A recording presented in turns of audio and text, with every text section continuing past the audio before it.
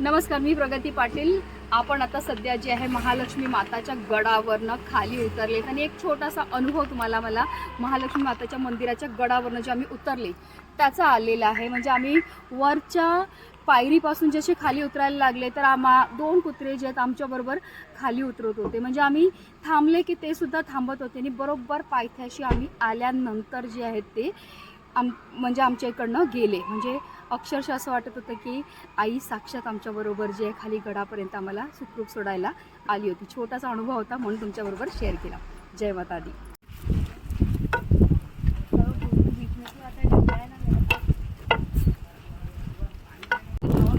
चल हां तो बघ थांबला बघ.